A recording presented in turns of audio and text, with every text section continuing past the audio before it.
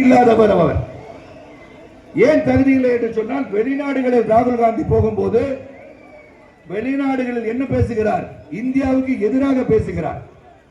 இந்தியாவுக்கு எதிராக பேசுகிறார் என்று சொன்னால் தேசப்பற்று இல்லாத ஒரு மனிதன் அந்த ராகுல் காந்தி. செல்வ பெருந்தகை மொழிபெயர்க்கிறார் அவர் பேசுறத, யூடியூப்ல கேட்டு பாருங்க. அவர் சொல்றாரு, Modiji is controlled by Trump. அமெரிக்க அதிபர் ட்ரம்ப் மோடிஜியை கண்ட்ரோல் பண்றாரு. எப்படியா முடியும்? உலகத்தின் உன்னத தலைவர், அனைவரும் செல்ஃபி எடுத்துக் கொள்கின்ற தலைவர் மோடிஜியை ட்ரம்ப் கண்ட்ரோல் பண்றாரா? இவர் பேச மொழிபெயர்க்கும் போது விட்டுட்டார், பயம். இவர் சொல்றார், செல்வ பெருந்தகை, மோடிஜி அவர்கள் தலைவர் அல்ல அப்படின்றத சொல்றார். ஆக அவர் சொல்வதெல்லாம் நியாயத்துக்கு புறமான, அவர் மீது குற்றச்சாட்டு வைக்கப்படவில்லை. அவர் சொல்றார், மோடிக்கு இருக்க தேசிய ரகசியங்கள்லாம் வெளியிடுகிறார் என்று ராகுல் காந்தி சொல்கிறார். அதை மொழிபெயர்க்கும் போது அதை சொல்ல பயப்படுகிறார் செல்வ பெருந்தகை. மோடிஜி நம்ம தரவுகளை எல்லாம் வெளியே காட்டிக் கொடுக்கிறார் என்றார். இதெல்லாம் உண்மையா? உலகம் போட்டுகிற உன்னத தலைவர் ஒரே ஒன்றுதான் அது உதாரணம். தடுப்பூசி கோவிட் நேரத்தில் அனைத்து உலகத்திற்கும் நாம் இலவசமாக தந்த தடுப்பூசி பல ஊர் பல நாடுகளில் உள்ள மக்களை காப்பாற்றிருக்கிறது. அதுக்கு உதாரணம் தான் அடிக்கடி நான் சொல்வது, பப்பா நியூ கினி என்ற தீவு ஒன்று இருக்கிறது ஆஸ்திரேலியாவுக்கு பக்கத்தில். அங்க மோடிஜி சென்று இறங்குகிறார். அங்க போனோன்னு அந்த நாட்டின் பிரதமர் மோடிஜியின் கால்களில் விழுந்து வணங்குகிறார். எதுக்கு தெரியுமா? மோடிஜி அவர்களே, எங்கள் மக்களை நீங்கள் காப்பாற்றி விட்டீர்கள் சொல்ற. இதுதான் மோடிஜியின் பெருமை. ஆக மோடிஜி அவர்கள் தமிழகத்தை வளர்ப்பதற்காக, தமிழை வளர்ப்பதற்காக பாடுபட்டுக் கொண்டிருக்கார் சொன்னால் உண்மை. ஐநா சபையில் தமிழ்ல பேச ஆரம்பிக்கிறார். யாதும் ஊரே யாவரும் கேளியர் என்று துவங்குகிறார் தன் பேச்சை. காசி தமிழ்ச்சங்கத்தை உருவாக்கி பெருமைப்படுத்திக் கொண்டிருக்கிறார். பனாரஸ் பல்கலைக்கழகத்தில் தமிழ் அகர் இருக்கை வைத்திருக்கிறார். திருக்குறளை 13 மொழிகளில் மொழிபெயர்க்கிறார். செங்கோலை வைத்திருக்கிறார் பாராளுமன்றத்திலே. தமிழை வளர்க்கிறவங்க எந்த பேர் வச்சிருக்கீங்க? கம்பெனி பேர்ல கொஞ்சம் சொல்லுங்க. ஆக சிந்தித்து பார்க்க வேண்டும். தமிழை வளர்க்கிறதுக்கு முக்கியமாக முயற்சி எடுப்பது மோடிஜி அவர்கள் என்பதை நான் சொல்லி இப்போ ஒருத்தர் வர,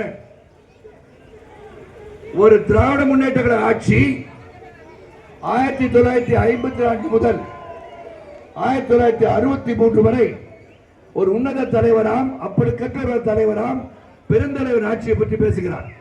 அவர் என்ன சொல்றாரு? பெருந்தலைவர் அவர்கள் சிவகாசி இருக்க மக்களை பணக்காரர் எப்படி ஆக்கிறார் என்றால் கள்ள நோட்டு அடிக்க சொல்லிக் கொடுத்தாரா? உன்னை தூக்கி உள்ள வச்சு மிதிக்க கூடாது. சிந்திச்சு பார்க்க வேண்டும்.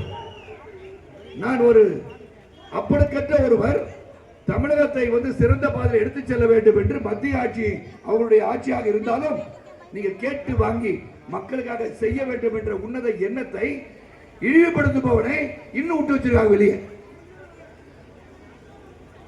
ஆகவே வன்முறை நான் தூண்டவில்லை. ஆனால் அவனை எனக்கு ரொம்ப பெருமை என்னன்னா, நமது வேட்பாளர் அவர் பேசுகையிலே பிரச்சாரத்திலே அவர் சொல்கிறார், ஆட்சிக்கு வந்த பிறகு முதல்ல கைது பண்றது முக்தார் அப்படின்னார். அது அன்பு சகோதரர்களே, உங்கள் வேட்பாளர் உங்களுக்காக உழைத்திட வந்த வேட்பாளர் வெற்றி பெற வேண்டும். நீங்களா படத்தில் வச்சுக்கிறோம். நல்லதொரு ஆட்சி, நம் வருங்காலம் இளைஞர்கள் சிறப்பாக இருக்க வேண்டும் என்றால் நல்ல ஆட்சி வளர வேண்டும். அந்த நல்ல ஆட்சி வளர்ச்சி பாதையிலே செல்ல வேண்டும். வளர்ச்சி பாதை என்றால் அங்கு இருப்பவர் ஒவ்வொருவரும் சிறப்பாக இருக்க வேண்டும். ஆக தேசிய ஜனநாயக கூட்டணியில் இருக்கின்ற 216 தொகுதிகளிலும் நாம் மாபெரும் வெற்றி பெற வேண்டும். அதற்கு இங்கு நமது வேட்பாளர், உங்கள் வேட்பாளர், உங்களின் ஆதரவு பெற்ற வேட்பாளர், அன்பு சகோதரர், உங்கள் மீது பாசம் கொண்ட வேட்பாளர், என் அன்பு தம்பி. என்ன தம்பி தானே நீங்க? என்னோட அண்ணனா நீங்க? கடகோடி தம்பி, கடகோடி தம்பியா? கடக்குட்டி தம்பி வச்சுக்கலாம். எனக்கு 35 ஒரு தம்பியா?